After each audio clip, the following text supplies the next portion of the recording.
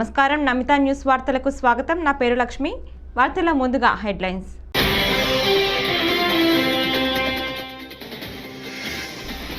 ఇడుపులపాయలోని వైఎస్ఆర్ ఘాట్ వద్ద దివంగత మహానేత డాక్టర్ వైఎస్ రాజశేఖర్ రెడ్డి 75వ జయంతి వేడుకలు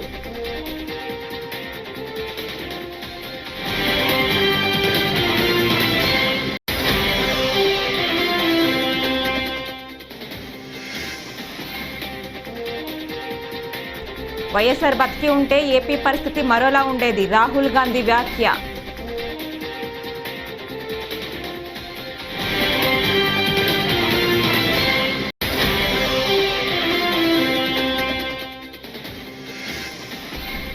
రెండు రాష్ట్రాలు రెండు కళ్ళు అని చంద్రబాబు అంటున్నారు దీనిపై అనుమానాలు ఉన్నాయి అంబటి రాంబాబు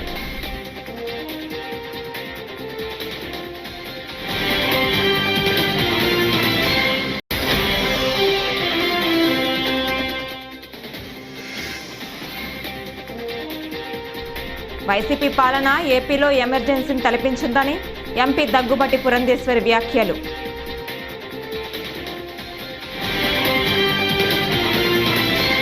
ఇక డీటెయిల్స్ చూస్తే నేడు దివంగత ముఖ్యమంత్రి వైఎస్ రాజశేఖర్ రెడ్డి 75వ జయంతి ఈ సందర్భంగా కాంగ్రెస్ అగ్రనేత రాహుల్ గాంధీ ఎక్స్ వేదికగా ప్రత్యేకంగా ఓ వీడియో సందేశాన్ని పోస్టు చేశారు మాజీ ముఖ్యమంత్రి వైఎస్ఆర్ బతికి ఉంటే ఏపీ పరిస్థితి మరోలా ఉండేదన్నారు ఆయనను కోల్పోవటం రాష్ట్ర ప్రజలకు తీరని లోటని చెప్పారు వైఎస్ రాజకీయ వారసత్వాన్ని షర్మిల కొనసాగిస్తారని ఈ సందర్భంగా ఆయన ఆశాభావం వ్యక్తం చేశారు తాను ప్రారంభించిన భారత్ జోడో యాత్రకు ఒక రకంగా వైఎస్ఆర్ పాదయాత్ర స్ఫూర్తి అని అన్నారు. Namaskar. Today is Rajashekar Reddy ji's birthday. A true leader of the masses, a person who felt for the people of Andhra Pradesh, who believed in the people of Andhra Pradesh and who lived for the people of Andhra Pradesh. It's a tragedy that we lost him, and I'm absolutely certain that if he was here today, Andhra Pradesh would be a completely different place. It would not be facing the tragedies, the difficulties it is facing today. Sharmila ji is his daughter. I've got to know her well.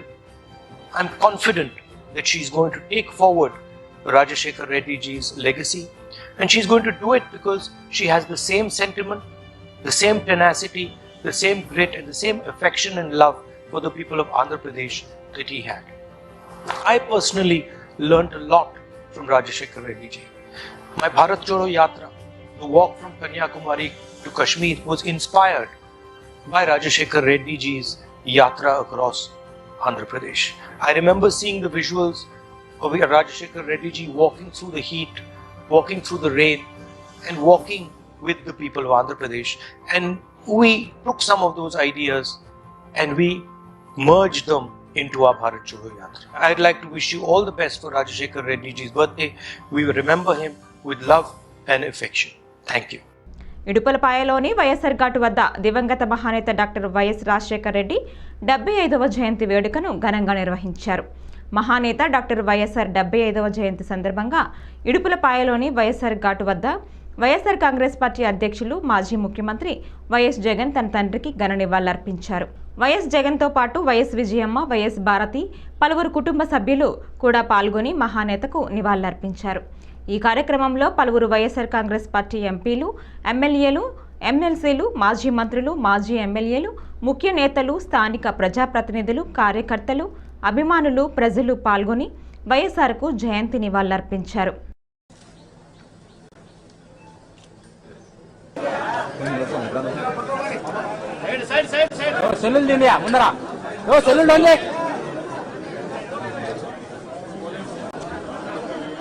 సెల్లులు down చేయండి అన్న మీరు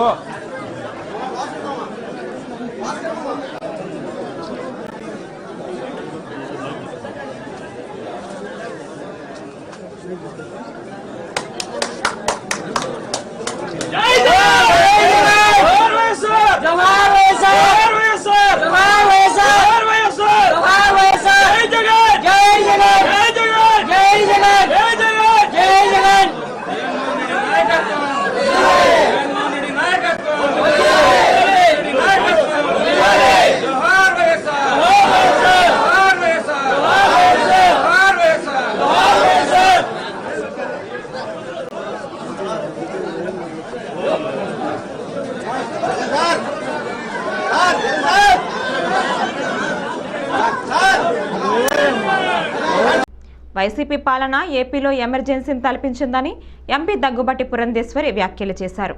రాజమండ్రిలో జరుగుతున్న BJP రాష్ట్ర కార్యవర్గ సమావేశంలో MP మాట్లాడుతూ జగన్ పాలనలో హిందూ దేవాలయాలపై దాడులు జరిగాయన్నారు. జగన్ ఎంత నొక్కేశారో ప్రజలు గమనించి ఎన్నికల్లో ఓడించారని తెలిపారు. బాధ్యతతో మెలుగుతూ ఏపీ అభివృద్ధికి సహకరిద్దామని ఎంపీ పురంధేశ్వరి వెల్లడించారు. ఎన్నికల్లో ఎన్డీఏ కూటమికి ప్రజలు బ్రహ్మరథం పట్టారన్నారు. రాష్ట్ర స్థాయిలో కూడా అద్భుతమైనటువంటి విజయాన్ని ఎన్డీఏ కూటమి ఇవాళ కైవసం చేసుకోవడం జరిగింది. ప్రజలందరూ కూడా అనూహ్యంగా ఇవాళ ఎన్డీఏ కూటమిని అక్కడ కేంద్రంలో ఇక్కడ మన రాష్ట్రంలో కూడా ఆశీర్వదించడం జరిగింది.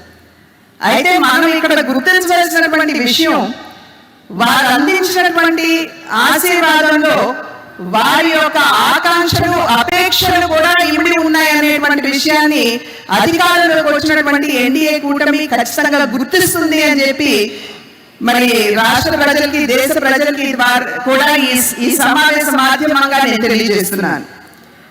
ఇవాళ ప్రజలు మనకి ఇంత పెద్ద ఎత్తున ఓటు వేశారంటే ఇది కేవలం ఎన్డీఏ కూటమికి వేసినటువంటి ఓటు కాదు. ఇది ప్రత్యక్షంగా కూటమికి వారు ఓటు వేసినా కూడా ఇది పరోక్షంగా వికసిత్ భారత్ కి, అదేవిధంగా స్వీయ ఆధారిత భారత్ కి, ఆత్మ నిర్భర్ భారత్ కి ప్రజలు వేసినటువంటి ఓటు అని చెప్పి మనం అందరం కూడా ఇక్కడ గమనించాలి. గడిచిన 10 సంవత్సరాల కాలం ఏదైతే ఎన్డీఏ కూటమి కేంద్రంలో అధికారంలో ఉన్నదో ఆ కూటమి అద్భుతమైనటువంటి పరిపాలనని దేశానికి అందించినటువంటి సందర్భంలో, ప్రజా సంక్షేమ పాలనని ప్రజలకు అందించినటువంటి నేపథ్యంలో, అవినీతి రహిత పాలనని ప్రజలకు అందించినటువంటి తీరుని గమనించి ప్రజలు ఇవాళ ఎన్డీఏ కూటమికి వారి ఆశీర్వాదాన్ని అందించారు అని అంటే ఇది ఒక రకంగా ఎన్డీఏ కూటమి అనుసరిస్తున్నటువంటి వైఖరికి ఆమోద ముద్ర వేశారు అని చెప్పి మనం అందరం కూడా ఇక్కడ గమనించాలి. ఎన్డీఏ పరిపాలన సందర్భంలో దేశంలో అద్భుతమైనటువంటి ప్రగతి మన దేశం సాధించింది. ఇటీవల హైదరాబాద్లో తెలుగు రాష్ట్రాల ముఖ్యమంత్రులు సమావేశం కావడంపై ఏపీ మాజీ మంత్రి వైసీపీ నేత అంబటి రాంబాబు స్పందించారు. ఏపీ సీఎం చంద్రబాబు తనకు 2 రాష్ట్రాలు 2 కళ్ళ వంటివని చేసిన వ్యాఖ్యల పట్ల అంబటి సందేహాలు వ్యక్తం చేశారు.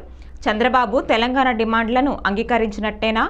ఆంధ్రప్రదేశ్ ప్రజలకు ఆయన ఏం ద్రోహం చేయబోతున్నారు? 2 రాష్ట్రాలు 2 కళ్ళు వంటివని అనటంలో అంతరార్థం ఏమిటి? దీని వెనుక ఏదో కుట్ర ఉంది. ఇద్దరు సీఎంల సమావేశంలో ఏం చర్చించారు? ఎందుకు ఆ వివరాలను రహస్యంగా ఉంచుతున్నారు అంటూ ప్రశ్నల వర్షం కురిపించారు. ఎందుకు ఏర్పడింది అనే దాని మీద ఒక వివరణ ఇవ్వలేకపోయారు. ఇంకొక అంశం ఏమిటంటే, ఈ సమావేశానికి మన రాష్ట్ర ముఖ్యమంత్రి గారు ఆయన బృందంతో కలిసి వెళ్లే ముందు అనేకమైనటువంటి లీకులు తెలంగాణ ప్రభుత్వం డిమాండ్ చేస్తుంది కొన్ని అంశాలనేది అన్ని మీడియా ఛానల్లో విపరీతంగా ప్రచారమైంది. ఇప్పుడు కూడా ప్రచారం అవుతా ఉన్నది.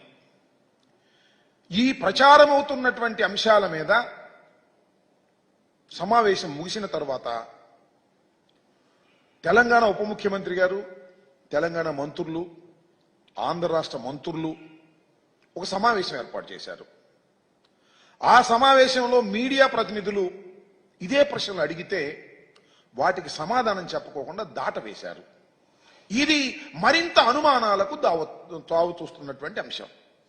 అసలు జనరల్గా ఇద్దరు ముఖ్యమంత్రులు మాట్లాడుకున్నారు అంటే ఆ ఇద్దరు ముఖ్యమంత్రులు మీడియా ముందుకు వచ్చి మాట్లాడతారని అందరూ ఎదురు చూశారు.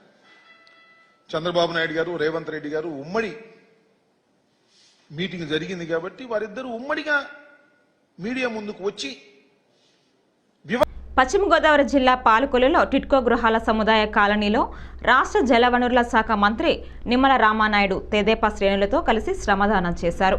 ప్రజలు సంచరించడానికి వీలు లేకుండా కాలనీలో అడవిలా పెరిగిన చెట్లు, మట్టి గుట్టలను తొలగించారు. మంత్రి రామానాయుడు స్వయంగా పారా పలుగు పట్టి పనులు చేశారు. అనంతరం ఆయన మాట్లాడుతూ గతంలో తెదేపా ప్రభుత్వంలో గృహాలను 90% పూర్తి చేస్తే వైకాపా ప్రభుత్వం 5 ఏళ్లలో అరబస్తా సిమెంటు రూపాయి పని లేదన్నారు.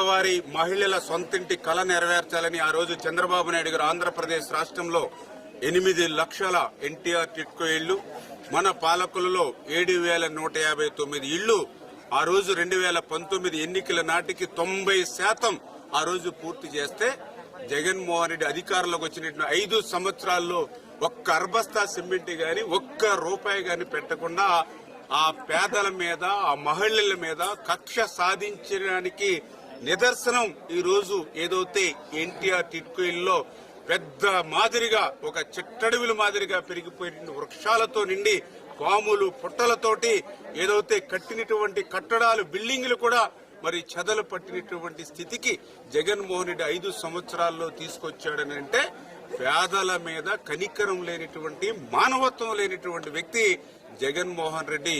అందుకే ప్రజాస్వామ్యంలో, రాజకీయాల్లో జగన్మోహన్ రెడ్డి వ్యక్తి ఉండడానికి అర్హుడు కాదు అనే విషయాన్ని సందర్భంగా తెలియజేసుకుంటూ ఉన్నా. అదేవిధంగా ఏదైతే ఎంతో కష్టపడి శ్రమించి మేము 2 సంవత్సరాల్లో 90% పూర్తి చేశాం. మరి ఈవేళ ఈయన అధికారంలోకి వచ్చిన తర్వాత జగన్మోహన్ రెడ్డి ఒక్క రూపాయి దీని మీద ఖర్చు పెట్టకపోగా మేము కట్టినటువంటి ఇళ్లను సైతం బ్యాంకులకి తాకట్టు పెట్టి ఒక్కొక్కరి నెత్తి మీద 3,80,000 ఈ రోజు వడ్డీతో కలుపుకుంటే 8-10 లక్షల రూపాయల చొప్పున నా పాలకొల్లు నియోజకవర్గంలోనే మేము కట్టినటువంటి ఈ ఎన్టీఆర్ టిట్కో ఇళ్ల మీద 180 కోట్ల రూపాయలు ఈవేళ ఆయన తనఖా పెట్టి ఆయన అకౌంట్లోకి తరలించుకున్నటువంటి పరిస్థితి. ఆంధ్రప్రదేశ్ కనీసం వేతనమములు, ఉద్యోగ భద్రత కల్పించాలని కోరుతూ 10న దేశవ్యాప్త కార్మికుల డిమాండ్స్ డేను జయప్రదం చేయాలని సిఐటియు నంద్యాల జిల్లా మండల నాయకులు ఈరన్న, వీరారెడ్డి పిలుపునిచ్చారు. ఆదివారం అదోనిలోని సుందరయ్య భవన్లో సమావేశంలో వారు మాట్లాడారు. 4 లేబర్ కోడ్లుగా సవరించిన చట్టాలను రద్దు చేయాలని, కనీస వేతనం 26,000, రిటైర్మెంట్ బెనిఫిట్స్, పెన్షన్, గ్రాడ్యుటీ ఇవ్వాలని కోరారు. ప్రధానంగా ఆల్ ఇండియా సిఐటి కమిటీ పిలుపుకోవడం జరిగింది. ప్రధానంగా లేబర్ కోడ్లను అనేటువంటిది గతంలో ఉన్నటువంటి ఈ యొక్క 24 కోడ్లను 4 కోడ్లుగా విభజించి ఆ కోడ్లను అనేటువంటి దాన్ని అట్లే కంటిన్యూషన్గా ఆ చట్టం అనేటువంటిది అట్లే అమలుపరిచేటువంటి పరిస్థితుల్లో ఈరోజు నరేంద్ర మోడీ ఒకసారి అధికారంకి వచ్చినటువంటి దాని సందర్భంగా చేసేటువంటి పరిస్థితి ఉంది. కాబట్టి దయచేసి దాన్ని ఉపసంహరించుకోవాలని, దానికి అట్లా చేయలేకుంటే రేపు జరిగే 10వ తేదీన పెద్ద ఎత్తున ఆందోళన చేయడానికి ఆల్ ఇండియా కమిటీ కూడా పిలుపు ఇవ్వడం జరిగింది. రెండవది, ఈరోజు ప్రైవేటీకరణకు వ్యతిరేకంగా కూడా సిఐటిగా పోరాటం చేస్తుంది. దాంతోపాటు ఈరోజు అంగన్వాడీ వర్కర్స్ అంతేనేమి, ఆశా వర్కర్స్ అంతేనేమి, మధ్యాహ్న భోజనం సమస్యను కూడా రాష్ట్ర ప్రభుత్వం కానీ ఆల్ ఇండియా కమిటీ కూడా ఆ రకంగా కేంద్ర ప్రభుత్వం కూడా పరిష్కరించలేదు. కాబట్టి ఇప్పటికైనా ఈ స్కీమ్ వర్కర్ల యొక్క సమస్యల్ని వెంటనే పరిష్కరించాలని, పెరుగుతున్న రేట్లకు అనుగుణంగా వాళ్ళ జీతాలు కానీ, వాళ్ళకు ఉన్నటువంటి డిమాండ్స్ కానీ వాళ్ళందరూ కూడా రెగ్యులర్ చేయాలని చెప్పేసి సిఐటిగా కోరడమైనది. అయితే మరి ఆ రకంగా చేయలేకపోతే రేపు జరిగేటువంటి 10వ తేదీన పెద్ద ఎత్తున నిరసన తెలియజేస్తామని చెప్పేసి సభాముఖంగా.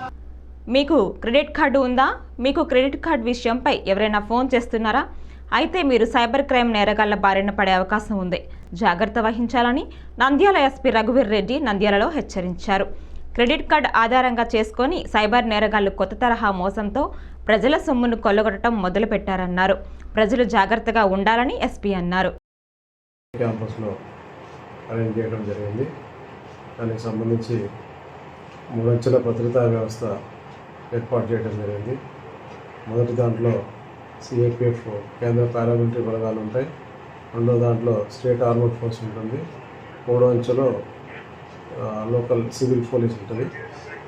ప్రతి సెక్షన్ కూడా ఒక డిఎస్పీ ఉంటారు, 3 ఇన్స్పెక్టర్లు, 6 ఎస్ఐలు ఉండి భద్రతనంతా కూడా పర్యవేక్షణ చేయడం జరుగుతుంది. ప్రతిరోజు కూడా కలెక్టర్ గారు మేము అన్ని రకాలుగా ప్రత్యేకంగా విజిట్ చేసి అక్కడ ఏర్పాట్లపైన పర్యవేక్షణ చేయడం జరుగుతూ ఉంది. ఇది భద్రతాపరమైన చర్యలు. చుట్టుపక్కల పెట్రోలింగ్ కూడా ఏర్పాటు చేయడం జరిగింది. స్ట్రాంగ్ రూమ్స్ ఆ ఏరియా మొత్తం కూడా 144 సెక్షన్ అమల్లో ఉంది. ఎవరు కూడా ఆ దరిదాపుల బ్లాక్ రావడం కానీ తిరగటం కానీ చేయడానికి వీల్లేదు. గుంపుగా అనుమతి లేదు. 144 ఇంప్లిమెంటేషన్లో ఉంటుంది. కేవలం సంబంధించిన క్యాండిడేట్స్ ఏజెంట్స్ మాత్రమే వస్తారు. వాళ్ళందరికీ ఎక్కడెక్కడ పార్కింగ్ సదుపాయం అనేది అవన్నీ కూడా తెలియపరచడం జరుగుతుంది. వాళ్ళ సెంటర్కి వాళ్ళు కౌంటింగ్లో వెళ్ళి పాల్గొంటారు. మిగతా సామాన్యులు ఎవరు కానీ ఆ సెంటర్స్ వద్దకు రావడానికి వీల్లేదు. అట్లనే ఎవరి గ్రామాల్లో ఎవరి మండలాల్లో వాళ్ళు ఉంటారు, ఎవరి ఇళ్ళ దగ్గర వాళ్ళు ఉంటారు. ఎవరు కూడా గుమిగూడటానికి ఆస్కారం లేదు ఎక్కడ కూడా. అది నియోజకవర్గ కేంద్రమైనా మండల కేంద్రమైనా ఎక్కడ కూడా గుంపులుగా ఉండి జనం పోగొట్టడం అలాంటిది నిషేధించడమైంది. చట్ట ప్రకారంగా అది కాదని ఎవరైనా ఇది చేస్తే మాత్రం కఠినమైన చర్యలు తీసుకోవడం జరుగుతుంది. 4వ ముఖ్యమంత్రిగా బాధ్యతలు చేపట్టాక నారా చంద్రబాబు నాయుడు తొలిసారి ఎన్టీఆర్ భవన్కు వచ్చారు. ఎన్టీఆర్ ట్రస్ట్ భవనంలో టీడీపీ క్యాడర్తో ఆత్మీయ సమ్మేళనం కార్యక్రమంలో పాల్గొన్నారు. ఇంకా నందమూరి సుహాసిని, బక్కిన నరసింహులు, అరవింద్ కుమార్ గౌడ్, నన్నూరి నర్సిరెడ్డి తదితరులు పాల్గొన్నారు. ఈ సందర్భంగా చంద్రబాబు మాట్లాడుతూ తెలుగు గడ్డపై టీడీపీకి పునర్వైభవం వస్తోందని, ఏపీ తెలంగాణ తనకు 2 కళ్ళు అని అన్నారు. తెలుగు జాతి ఉన్నంత వరకు టీడీపీ ఉంటుందని, తెలుగు జాతి అనేక సంక్షోభాలు ఎదుర్కొందన్నారు. టీడీపీ కూడా రాజకీయంగా అనేక సంక్షోభాలు ఎదుర్కొందని, ప్రతి సంక్షోభాన్ని అవకాశంగా మలుచుకుంటూ టీడీపీ ఎదిగిందన్నారు. నాకెంతో ఆనందం, నాకొక ఉత్సాహాన్ని కూడా మిమ్మల్ని చూస్తూ ఉంటే ఇంకా ఎక్కువ చేయాలనే ఉత్సాహం వస్తూ ఉంది. వేదిక పైన వేదిక ముందర ఉన్నటువంటి నాకు ప్రాణ సమానమైన తెలుగుదేశం పార్టీ కుటుంబ సభ్యులందరికీ పేరు పేరున మనస్ఫూర్తిగా నమస్కారాలు, అభినందనలు. ఈరోజు ఇక్కడ మొన్న ఎలక్షన్లో కూడా మనం పోటీ చేయలేదు, కానీ కార్యకర్తలు చూస్తే ఎక్కడి నుంచి వచ్చారో నాకు తెలియదు, కానీ ఇంత పెద్ద ఎత్తున రాగలిగారంటే అది తెలుగుదేశం పార్టీ బలం. నేను వచ్చింది మీ అందరి కూడా, మీరందరూ ప్రత్యక్షంగా పరోక్షంగా నా గెలుపు కోసం పనిచేశారు ఆంధ్రప్రదేశ్లో. అలాంటి మీ అందరికి కూడా ధన్యవాదాలు, కృతజ్ఞతలు.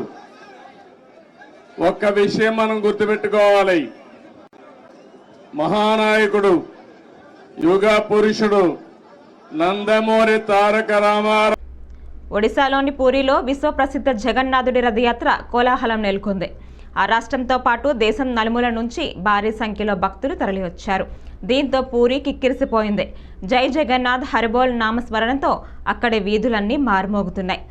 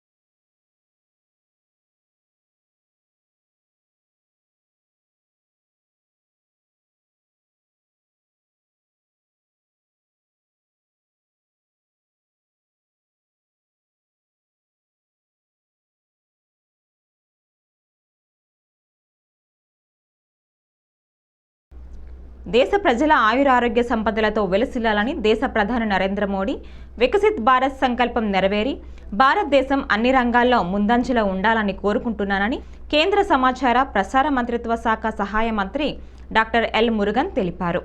ఆదివారం వీఐపీ విరామ సమయంలో కుటుంబ సమేతంగా తిరుమల శ్రీవారిని కేంద్ర సహాయ మంత్రి doctor L Murugan సందర్శించుకున్నారు.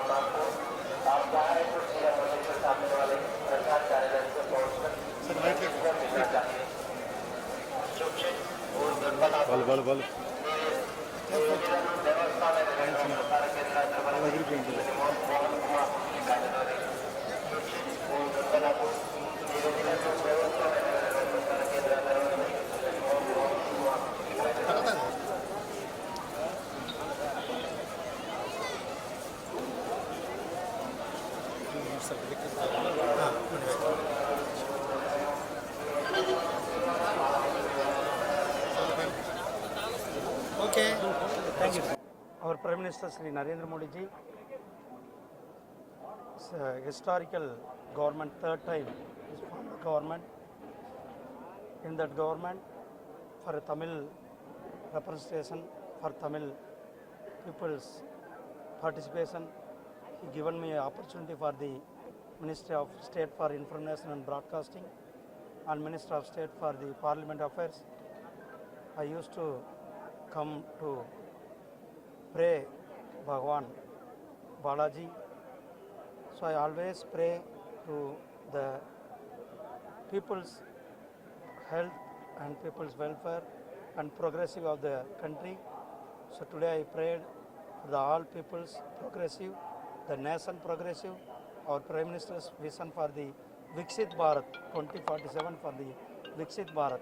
In that Viksit Bharat, so I prayed all the prosperity, wellness and good health to the citizen of the country. UltraTech cement ఫ్యాక్టరీలో బాయిలర్ పేలిన ప్రమాదంలో బాధితులని గొల్లపూడి ఆంధ్ర హాస్పిటల్లో విజయవాడ ఎంపీ కేశినేని శివనాథ్ సోమవారం పరామర్శించారు. బాధితులకి జరుగుతున్న వైద్యం గురించి వైద్యులను అడిగి తెలుసుకున్నారు. క్షతగాత్రులను మెరుగైన చికిత్స అందించాలని వైద్య శాఖ అధికారులకు ఆదేశించారు. మృతి చెందిన కుటుంబానికి గాయపడిన కుటుంబాలకు ప్రభుత్వం అండగా ఉంటుందని హామీ ఇచ్చారు.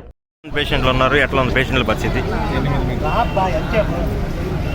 సుమారుగా నిన్న జగ్గైపేటలో జరిగిన సంఘటన చాలా దురదృష్టకరం. ఎన్నో సంవత్సరాల నుంచి ప్లాంట్లో పనిచేస్తున్న కొంతమంది వ్యక్తులు తీవ్రంగా గాయపడి బాయిలర్కి వచ్చే జాయింట్ పగలటం వల్ల చాలా తీవ్రంగా గాయపడి హాస్పిటల్లో అడ్మిట్ చేయడం జరిగింది. రాష్ట్ర ప్రభుత్వం తరఫున అందరూ అధికారులు అందరం కలిసికట్టుగా ఉండి ఈ సమస్యని పరిష్కరించడానికి ముఖ్యంగా డాక్టర్లు ఎటువంటి సహాయం అవసరమైనా అందరం కూడా ఉండి దాన్ని అటెండ్ అయ్యే విధంగా గత 24 గంటల నుంచి వారందరూ కష్టపడుతున్నారు. తప్పకుండా అందరూ బాగా రావాలని మేము అందరం కోరుకుంటున్నాము. ఇటువంటి దురదృష్టకర సంఘటనలు జరగకూడదు. కాబట్టి ప్రభుత్వం తరఫు నుంచి ఎంత ఖర్చు అయినా కూడా అధికారులకు ముఖ్యమంత్రి గారు ఒకటే చెప్పారు, ఎంత ఖర్చు అయినా మెరుగైన వాయిద్యం అప్పచెప్పి వాళ్ళని అందరినీ కూడా తీసుకువచ్చి జాగ్రత్తగా తీసుకున్నామని అధికారులకు కానీ మాకు కానీ సూచించారు. అదేవిధంగా మేము చూస్తున్నాం. ఇవాళ ఇక్కడ ఈ హాస్పిటల్లో 8 మంది ఉన్నారు. 8 మందిని పరామర్శించడం జరిగింది. ఇద్దరు తీవ్రంగా గాయపడ్డారు. తప్పకుండా ఇవాళ మేము ఫ్యాక్టరీ వారితో కూడా మాట్లాడటం జరిగింది. వారు కోరిన విధంగా, బాధితులు కోరిన విధంగా ఎటువంటి సాయం చేయాలో అన్నిటికీ ప్రభుత్వం ముందుంటుంది. తప్పకుండా అంతేకాకుండా ఫ్యాక్టరీ యాజమాన్యం కూడా అంగీకరించారు. తప్పకుండా మెరుగైన వైద్యమే కాకుండా ఎటువంటి వాళ్ళ ఒక వ్యక్తి దురదృష్టవశాత్తు చనిపోయారు. వారి కింద మనం ఫ్యాక్టరీ యాజమాన్యం కింద 50 లక్షల రూపాయలు ఇవ్వడం జరిగింది. తీవ్రంగా గాయపడిన వారికి ఇమీడియట్గా 10 లక్షలు విడుదల చేయమని కోరడం జరిగింది. తప్పకుండా ఇది చేయాలి. చిన్న చిన్న గాయాలతో ఉన్న వాళ్ళకి 5 లక్షలు విడుదల చేయమంటం జరిగింది. ఆర్థిక సహాయంతో పాటు వైద్య వైఎస్ఆర్సీపీ వాణిజ్య విభాగపు అధ్యక్షులు కొండపల్లి బుజ్జిపై దాడిని తీవ్రంగా ఖండిస్తున్నట్లు వైసీపీ నేత పోతిన మహేష్ అన్నారు. సోమవారం జరిగిన దాడిలో బుజ్జి తీవ్రంగా గాయపడిన విషయం తెలిసిందే.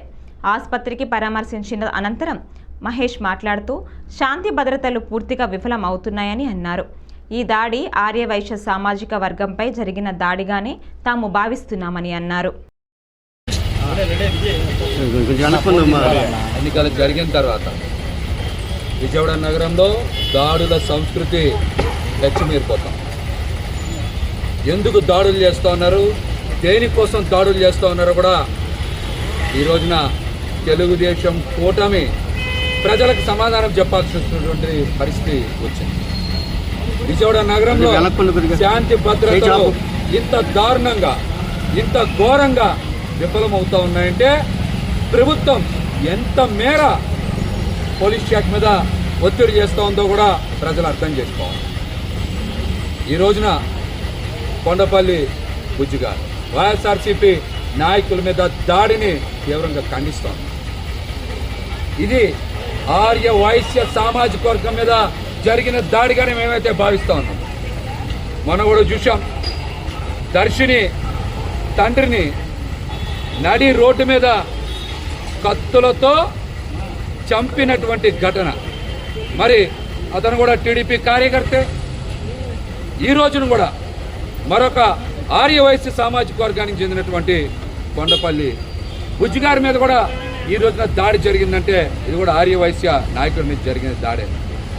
ఆర్యవైశ్యుల మీద విజయవాడ నగరంలో వరుసగా దాడులు చేయడం, హత్యలు చేయడాన్ని తెలుగుదేశం పార్టీ కూటమి ఎంతవరకు ఎందుకు ఖండించట్లేదని మేమైతే సూటిగా ప్రశ్నిస్తాం. ఈ రాష్ట్రంలో ఎంత రక్తపాతం జరిగితే కూటమి నాయకుల కళ్ళు చల్లబడతాయో చంద్రబాబు నాయుడు గారు, పవన్ కళ్యాణ్ గారు రాష్ట్ర ప్రజలకు సమాధానం చెప్పాలి. మీరు గెలిచారు, అభివృద్ధి సంక్షేమం చేస్తామని చెప్తున్నారు కదా. మీరు అభివృద్ధి సంక్షేమం అంటే దాడులు చేయడం, హత్యలు చేయడం, ఇళ్ల మీదకి వచ్చి ఇష్టానుసారం కొట్టడమేనా అభివృద్ధి అంటే? చంద్రబాబు నాయుడు గారు దృష్టిలో కానీ, పవన్ కళ్యాణ్ గారి దృష్టిలో కానీ ఈ వార్తలు ఇంతటితో సమాప్తం. నమస్కారం.